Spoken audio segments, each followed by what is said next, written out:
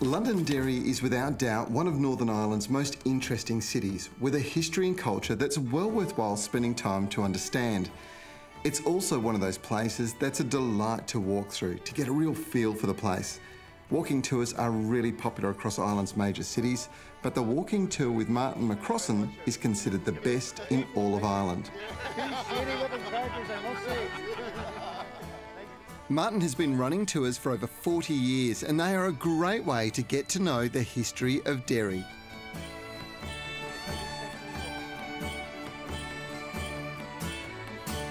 Martin, these walls are just spectacular. Tell us the story behind them. Well, the Londoners arrived here. They changed the name of the city that had been called Derry for 1,000 years, and they fortified the city by building this wall and changed the name from Derry to Londonderry. It is the finest walled city in the whole of Ireland, and these walls were never breached by any army at all from they were built and completed 400 years ago. Martin, I've noticed that there are a few little holes, little areas, that, smaller windows. What are they for? Musket loops, musket men, protecting the city, protecting the walls, and protecting the most prestigious building, the beautiful St. Colum's Cathedral.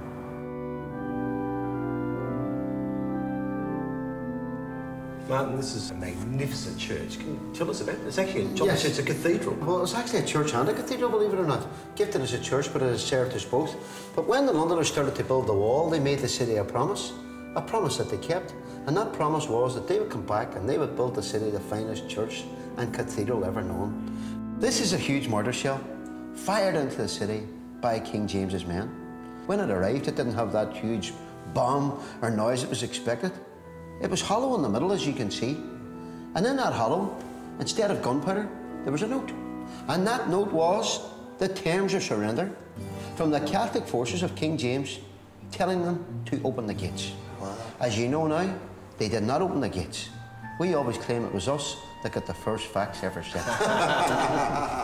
On the 15th of June 2010, British Prime Minister David Cameron said these two words, "I'm sorry," acknowledging the wrongs done by the British, which ignited Bloody Sunday. This is the street that we're looking upon. On the 30th of January 1972, British soldiers opened fire.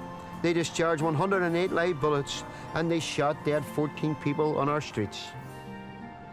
Now, the two sides of Derry are joined by the newly constructed Peace Bridge, but those two words and enormous efforts have brought the two groups to work together for peace.